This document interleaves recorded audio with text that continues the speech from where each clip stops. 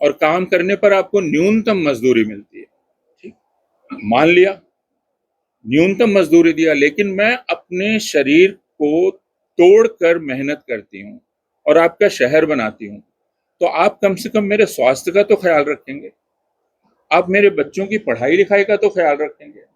मत दीजिए मुझे 1 लाख रुपया, 2 लाख रुपया। मैं यहाँ पढ़ाता हूँ, अभी मैं जिस स्तर पर पहुंच गया हूँ, मुझे हैं जो दिल्ली को बना रहे हैं, आप सब लोग बैठे हुए, जो दिल्ली की सड़क बनाते हैं, जो दिल्ली की सरकारी इमारतें बनाते हैं, और जब आप सरकारी इमारत बनाते हैं तो आपने जो झुग्गी बना रखी है उसको हटा दिया जाता है। लेकिन सैनिक फार्म, ज्यादातर सैनिक फार्म के जो घर हैं वो सब गैर कानूनी हैं, वो सब गैर कानूनी तरीके से बनाए गए हैं।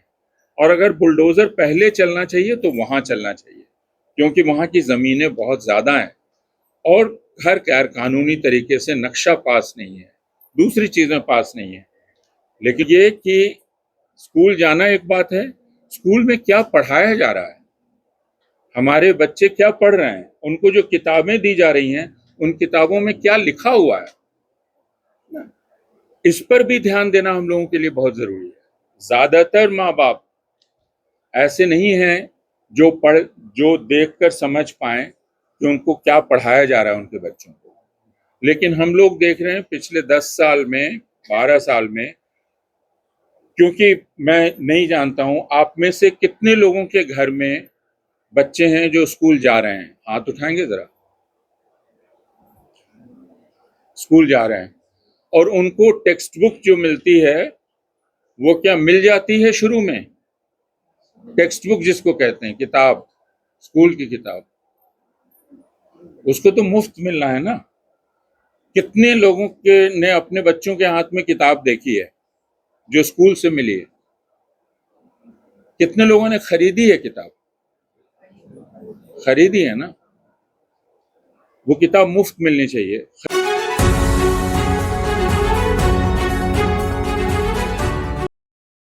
क्लास में हम, इससे 1.5 गुनी बड़ी क्लास होती है, उसमें बिना माइक के हम बात करते हैं। तो यह हालत है दिल्ली यूनिवर्सिटी की, जो देश की सबसे बड़ी यूनिवर्सिटी है, जहां पूरे देश से लोग आते हैं। अगर आप उसके कॉलेजों में चले जाएं और आर्ट्स फैकल्टी में आए जहां मैं पढ़ाता हूं, तो आपको दिखलाई पड़ेगा कि हमारी हालत बहुत ही ख़राब है। और यहाँ किनके बच्चे आते हैं? ज़्यादातर उनके जो प्राइवेट कॉलेज में या प्राइवेट यूनिवर्सिटी में बहुत पैसा देकर नहीं पढ़ा सकते। आपके, हमारे घरों के बच्चे वहाँ आते हैं। अक्सर जब मैं एमए की क्लास लेता हूँ और क्लास के बाद मेरी प्रायः लड़के लड़कियों से बात होती है, जो हमारे विद्यार्थी हैं, ज़्यादातर लड़कियों से। और बहुत सारी लड़कियां आती हैं, मिलती हैं और वे कहती हैं कि मैं आगे पढ़ना चाहती हूँ, और मैं इसलिए पढ़ना चाहती हूँ कि मैं शादी नहीं करना चाहती, क्योंकि अगर मेरी पढ़ाई छूट जाएगी तो मेरी शादी कर दी जाएगी, और मैं वो नहीं करना चाहती। मैं अभी आज़ाद रहना चाहती हूँ, मैं पढ़ना चाहती हूँ। लेकिन मैंने इन 20-25 वर्षों में बात करते हुए देखा कि उनमें से ज़्यादातर के माँ बाप बहुत ही साधारण आर्थिक स्थिति के हैं। यहाँ आप लोग जो बैठे हुए हैं उनकी तरह, किसी की माँ कपड़ा इस्त्री करती हैं, कोई चाय का खोखा लगाकर काम करती हैं, कोई कुछ और करती है। उनकी बेटी दिल्ली यूनिवर्सिटी में आकर पढ़ रही है और आगे पढ़ना चाहती है। सवाल यह है कि उसके पढ़ने का इंतज़ाम समाज कर पा रहा है या नहीं, या सरकार कर पा रही है नहीं। हम लोग बिल्कुल लाचार महसूस करते हैं, क्योंकि हम देखते हैं कि हम उनमें से ज़्यादातर की मदद नहीं कर सकते। इधर मैंने ऐसी खबरें सुनी अलग अलग कॉलेज से। एक कॉलेज जिसमें मेरे ही एक सहकर्मी ने बतलाया, जो एक कॉलेज में पढ़ाते हैं, उन्होंने लिखा बहुत ही दुख के साथ, वो एडमिशन इंचार्ज हैं, उन्होंने लिखा कि एक एक बेटा और बाप आए, बाप बहुत ही साधारण आर्थिक हालत के, शायद मजदूर, और बड़ी मुश्किल से बेटे को लेकर पहुंचे थे दिल्ली यूनिवर्सिटी कॉलेज में दाखिला दिलाने, लेकिन जब फीस सुनी, अब आप सोचिए दिल्ली यूनिवर्सिटी के कॉलेज में दाखिला होना ही अपने आप में एक बड़ी बात है। लाखों लोग अप्लाई करते हैं और 55,000 का होता है, 55,000 या 60,000 का। तो उस बच्चे में तो कोई कमी नहीं थी, लेकिन जब फीस सुनी तो बाप ने कहा कि ये हमसे हो नहीं सकता, और उसने अपना एडमिशन कैंसिल करा लिया। ऐसी कहानियां हम लोगों के सामने रोज होती हैं, रोज घटित होती हैं। उसमें कई लोग ये कहते हैं कि शिक्षकों को पैसा इकट्ठा करना चाहिए, मदद करनी चाहिए। वो हम कर सकते हैं, लेकिन उससे मदद 8 लोगों की होगी, 10 लोगों की होगी। कॉलेजों की फीस बढ़ती जा रही है। अगर आप दिल्ली के बाहर से आ रहे हैं तो दिल्ली के बाहर से आप आने वाले के लिए और भी मुश्किल है, क्योंकि दिल्ली में रहते हुए उड़ीसा के एक छात्र से बात हो रही, उसने बतलाया कि दिल्ली में रहने के लिए मुझे 20,000 रुपया खर्चा करना पड़ रहा है, और मैं नहीं जानता हूं कि मैं जो पढ़ाई कर रहा हूं उससे मुझे 20,000 रुपये की नौकरी भी मिलेगी कि नहीं मिलेगी। ये वो उड़ीसा से आकर यहाँ पढ़ाई कर रहा है। जो लोग दिल्ली में हैं, लोग कहते हैं मेट्रो से आना जाना बहुत आसान हो गया है, लेकिन हमारे बहुत सारे छात्र हैं जो नहीं आते हैं क्लास करने, क्योंकि वो ये कहते हैं कि मेट्रो से आने जाने में एक दिन में हमें, अगर वो कापड़सेड़ा में रह रहे हैं, शालीमार बाग में भी या कहीं और भी, तो मेट्रो से आने जाने में एक दिन में कम से कम 60 से 70 रुपया, अब मेट्रो का किराया बहुत बढ़ गया है, तो 100 रुपया कम से कम लग जाता है। तो वो 100 रुपया रोजाना खर्च करना, यानी 3,000 रुपया महीना खर्च करना मेट्रो पर, क्या ये संभव है? बहुत सारे छात्र छात्राएं बस में आते हैं, 2.5 घंटा गुजार के, 2.5 घंटा 3 घंटा गुजार के आते हैं, लेकिन ये सारी चीज हम लोगों को दिखलाई नहीं पड़ती है, क्योंकि ये सब लोग, जैसा अभी हमारे पहले के मित्रों ने बतलाया, ये वे लोग हैं जो दिल्ली को बना रहे हैं। आप सब लोग बैठे हुए जो दिल्ली की सड़क बनाते हैं, जो दिल्ली की सरकारी इमारतें बनाते हैं, और जब आप सरकारी इमारत बनाते हैं तो आपने जो झुग्गी बना रखी है उसको हटा दिया जाता है, धीरे धीरे और दूर किया जाता है। तो आप बनाते जाते हैं और खिसकते चले जाते हैं। हर सरकार, हर पार्टी आपसे वोट लेने के लिए कहती है वोट दो, हम आपकी झुग्गी की जगह मकान देंगे, और वोट लेने के अगले हफ्ते बुलडोजर पहुंच जाता है। आपने देखा होगा, इस सरकार ने शपथ ग्रहण की और उसके अगले हफ्ते बुलडोजर पहुंच गया। तो पहले बुलडोजर पहुंच रहा था मुसलमानों के लिए, मुसलमानों के घर बुलडोज करो, किसी भी नाम पर बुलडोज करो, मस्जिद बुलडोज कर दो। अभी भी राजस्थान में लगातार मस्जिदें बुलडोज की जा रही हैं, लेकिन वो बुलडोजर वहां नहीं रुकता है, वो बुलडोजर गरीबों तक जाता है, किसी भी धर्म का गरीब हो, और उसको तोड़ता है। अब ये एक बहुत सीधा सा सवाल है जो हम लोग कर सकते हैं। ये सैनिक फार्म में जो लोग रह रहे हैं, आप सैनिक फार्म चले जाइए, ऊंची ऊंची बाउंड्री है, आप उसमें झांक भी नहीं सकते, उसके भीतर क्या चल रहा है ये कभी कभी मालूम होता है।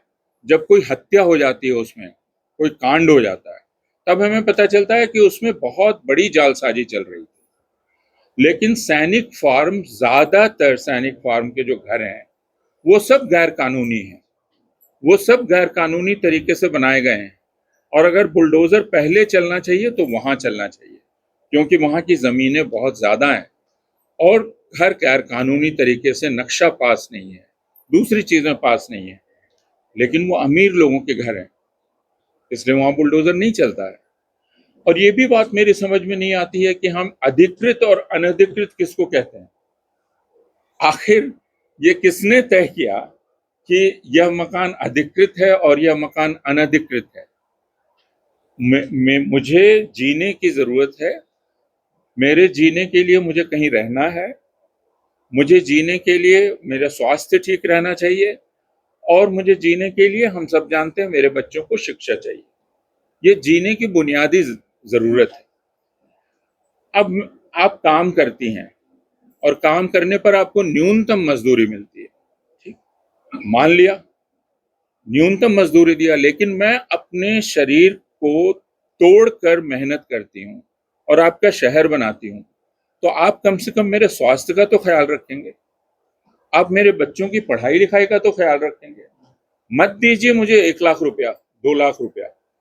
मैं यहाँ पढ़ाता हूँ, अभी मैं जिस स्तर पर पहुंच गया हूँ, मुझे बतलाया गया इंक्रीमेंट नहीं मिलेगा, तो तकरीबन 3 लाख रुपए हमारी तनख्वाह है। 3 लाख रुपए तनख्वाह है, मिलनी चाहिए, ठीक है। शिक्षकों को ठीक तरीके से रहना चाहिए, लेकिन जो 24 घंटा अपनी देह तोड़ के काम कर रहा है, उसे आप न्यूनतम मजदूरी देते हैं, यानी वह जिंदा रह सके, जिससे अगले दिन भी काम कर सके। तो कम से कम आप उसको दवा तो मुफ्त देंगे, उसका हेल्थ इंश्योरेंस करेंगे, उसके बच्चे की पढ़ाई का इंतजाम करेंगे।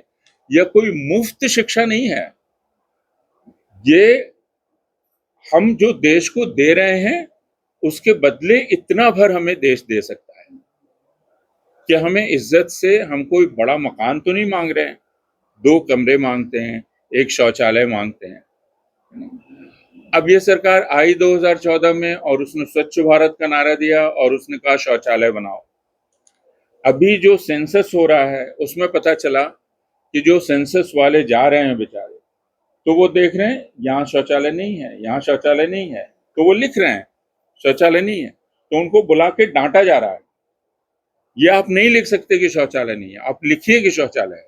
वो कह रहे कैसे लिख दें, हम यहाँ गए शौचालय नहीं है। तो कहा नहीं, आप रिवाइज कीजिए, आप यानी गलत आंकड़े भरिए, गलत आंकड़े भर के आप पूरी दुनिया को बतलाएंगे कि हम विकसित हो गए, लेकिन उस घर में तो शौचालय नहीं होगा, वहां तो पानी की सुविधा नहीं होगी। हम दिल्ली यूनिवर्सिटी में देख रहे हैं पिछले 3 महीने से जो पानी आ रहा है, अगर आप उस पानी का रंग देखें तो हम जैसे लोग तो फिल्टर लगा लेते हैं, आरओ लगा लेते हैं, बाकी जगह पानी तो सबसे बुनियादी चीज है जो मिलनी चाहिए, साफ पानी मिलना चाहिए।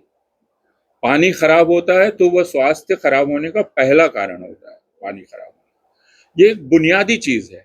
लेकिन छठ के समय जाकर नाटक करना, छठ के समय घाट बनाना, और रोज मुझे जो पानी साफ चाहिए वो पानी साफ नहीं देना, ये कुछ ऐसी चीजें हैं जिन पर सिर्फ उन लोगों को जो इससे प्रभावित हो रहे हैं, जिन पर असर पड़ रहा है, आप जैसे लोगों पर, सिर्फ उनको क्यों संघर्ष करना चाहिए और क्यों वैसे लोगों को नहीं करना चाहिए जिन पर इसका असर नहीं पड़ रहा है। क्योंकि फिर वो रह ही कैसे रहे हैं अगर आप ठीक से नहीं रहेंगे तो, या बाकी लोग ठीक से नहीं रहेंगे तो। मैं ये जानता हूं, मैं आपके आंदोलनों के बारे में जानता हूं, मेरी ऋतु से लगातार बातचीत होती रहती है और मुझे कई बार बहुत अफसोस होता है कि हम लोग उन आंदोलनों में नहीं हैं, लेकिन हम भी बहुत तरह की लड़ाइयां लड़ रहे हैं। क्योंकि यहाँ जैसे बात की गई स्कूल बंद होने की, स्कूल बंद होना एक चीज है, यानी आपकी बच्ची जो अभी आधा किलोमीटर चल के जाती थी, अब उसको 5 किलोमीटर चल के जाना होगा। ये छोटी छोटी चीजें जो लोगों को दिखलाई नहीं पड़ती। हम जब विश्वविद्यालय मेट्रो स्टेशन उतरते हैं, ई रिक्शा लेते हैं, तो उसको कहना पड़ता है भाई ऐसे चलाओ कि हड्डी ना टूट जाए हमारी, है ना, क्योंकि हर कुछ देर पर स्पीड ब्रेकर है, ई रिक्शा को जल्दी जाना है, जल्दी आना है ना। कल मेरी पत्नी को चोट लगी उससे, तो आज भी वो कह रही थी कि इतना तेज दर्द हो रहा है क्योंकि ये रिक्शा पर लोहे का वो लगा रहता है और वो अगर थोड़ा भी झटका लगे तो वो तेज किनारा आपको चुभ सकता है। तो ये आपको तो रोज चुभता होगा, हमें कभी कभी चुभता है ना, और उसका दर्द देर तक रहता है। ये रिक्शा उलटता है, लोगों के हाथ पांव टूटते हैं, इसकी कोई खबर नहीं बनती। तो स्कूल का बंद होना, इससे किसी को फर्क नहीं पड़ता।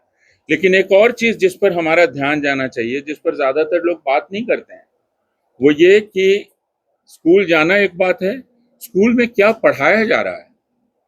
हमारे बच्चे क्या पढ़ रहे हैं, उनको जो किताबें दी जा रही हैं उन किताबों में क्या लिखा हुआ है, इस पर भी ध्यान देना हम लोगों के लिए बहुत जरूरी है। ज्यादातर माँ बाप ऐसे नहीं हैं जो देखकर समझ पाए कि उनको क्या पढ़ाया जा रहा है उनके बच्चों को। लेकिन हम लोग देख रहे हैं पिछले 10 साल में, 12 साल में, क्योंकि मैं नहीं जानता हूं आप में से कितने लोगों के घर में बच्चे हैं जो स्कूल जा रहे हैं, हाथ उठाएंगे जरा। स्कूल जा रहे हैं और उनको टेक्स्ट बुक जो मिलती है वो क्या मिल जाती है शुरू में? टेक्स्ट बुक जिसको कहते हैं, किताब, स्कूल की किताब, उसको तो मुफ्त मिलना है ना। कितने लोगों के ने अपने बच्चों के हाथ में किताब देखी है जो स्कूल से मिली है? कितने लोगों ने खरीदी है किताब? खरीदी है ना। वो किताब मुफ्त मिलनी चाहिए, खरीदी है आपने। अब आप में से कितने लोग जानते हैं कि उन किताबों में क्या लिखा हुआ है? किसी ने देखा है? आप एक हाथ उठा। ज्यादातर लोग इतने व्यस्त रहते हैं सुबह से रात तक कि वो नहीं देख सकते कि उनकी किताबों में क्या लिखा हुआ है। लेकिन हम लोग जिनका काम ही धंधा यही है, हम जब उन किताबों को देखते हैं तो हमें अफसोस होता है, क्योंकि इन किताबों में अब गलत बातें पढ़ाई जा रही हैं, गलत इतिहास पढ़ाया जा रहा है, गलत गणित पढ़ाया जा रहा है, गलत भूगोल पढ़ाया जा रहा है, गलत राजनीति शास्त्र पढ़ाया जा रहा है, गलत विज्ञान पढ़ाया जा रहा है। तो इसका मतलब यह है कि सरकारी स्कूलों में जो किताब पढ़कर हमारे बच्चे निकल रहे हैं उनकी जानकारी का स्तर और जो प्राइवेट में पढ़ के निकल रहे हैं उनकी जानकारी का स्तर, दोनों में बहुत फर्क है। जैसे हमारे तनख्वाह में फर्क है ना, 10,000 2 लाख, उसी तरह जानकारी में फर्क हो गया। हमारी जानकारी, हमारे बच्चों की जानकारी एकदम गलत, क्योंकि सरकार उनको गलत बातें किताब में दे रही है। और उधर जो आईसीएसई बोर्ड में पढ़ रहा है, जो कैम्ब्रिज बोर्ड में पढ़ रहा है, जो किसी और बोर्ड में पढ़ रहा है, वह तो दूसरी चीजें पढ़ रहा है। उसका भूगोल का ज्ञान अलग है, उसकी इतिहास की जानकारी अलग है। हमारे बच्चे और उसके बीच अगर कंपटीशन हो जाए तो वो जाहिर है आगे निकल जाएगा। कोई भी बाहर का व्यक्ति अगर दोनों को सामने खड़ा करा के तुलना करे तो हमारे बच्चे नीचे चले जाएंगे, क्योंकि हमारे बच्चे गलत चीजें पढ़ रहे हैं, उनको गलत चीजें पढ़ाई जा रही हैं। अब यहाँ हमारे पास समय नहीं है कि मैं आपको उदाहरण देकर बताऊं कि वो किस तरह गलत है, लेकिन किसी समय यह भी संभव है, होना चाहिए कि हम बैठकर देखें कि हमारे बच्चे क्या पढ़ रहे हैं। किताबें सामने रखी जाएं, आप भी देखें, क्योंकि आपके पास वक्त नहीं होता है। लेकिन जैसे आज आपने वक्त निकाला है, तो किसी दिन ये जानने के लिए भी वक्त निकालना चाहिए कि हमारे बच्चे पढ़ क्या रहे हैं। जैसे आपको अगर गलत दवा दे दी जाए तो आपके शरीर का क्या होगा, उसी तरह अगर गलत जानकारी दे दी जाए तो हमारे दिमाग का क्या होगा। तो हम अपने शरीर को लेकर जैसे सचेत रहते हैं, वैसे अपने बच्चों के दिमाग को लेकर भी हमें सचेत रहना चाहिए। इसलिए मैं SUSCI से अनुरोध करूंगा कि किसी एक दिन आप 2 घंटे का, 3 घंटे का एक इस तरह का कार्यक्रम रखें जिसमें हम जान सकें, है ना। क्योंकि मैंने कहा आपकी गलती नहीं है, आप सुबह से रात तक अपने काम में लगे, आप कैसे जान सकते हैं कि क्या पढ़ा है? आप विश्वास करते हैं, स्कूल के मास्टर पे विश्वास करते हैं, स्कूल पर विश्वास करते हैं, सरकार पे विश्वास करते हैं। जैसे वो वोट लेकर पहली बार आपका विश्वास तोड़ देती है आपका घर तोड़कर, वैसे वो रोज रोज विश्वास तोड़ती है आपके स्कूल में बच्चे के साथ जो कर रही है वो कहती है, और वो भी उतना ही जरूरी है। तो यह अनुरोध मैं करूंगा कि किसी एक दिन इस पर हम लोग बातचीत करें। लेकिन कुल मिलाकर जो बात इस प्रस्ताव में रखी गई है उससे मैं सहमत हूं, और उसमें इस संघर्ष को जितना बड़ा किया जा सके, जितने लोग इसमें शामिल हो सकें, सिर्फ वो नहीं जो इससे सीधे जिन पर असर पड़ रहा है, लेकिन वो जो साथ में रहते हैं। आखिर मैं आपके साथ रहता हूँ, मैं आपका पड़ोसी हूँ, तो मुझे फिक्र होनी चाहिए कि आपके साथ क्या हो रहा है। इस आंदोलन को बड़ा किया जा सके, लोग साथ आ सकें, और हम एक ऐसी सरकार ला सकें जो जो वोट देता है उसके स्वास्थ्य की चिंता करे, उसके रहने सहने की चिंता करे, उसको आसान बनाए। मैंने कहा कि ज्यादा नहीं चाहिए, सर पे छत चाहिए, कम से कम 2 कमरे चाहिए, 1 शौचालय चाहिए, 1 रसोई चाहिए जो कायदे की हो, इतना तो चाहिए ही ना।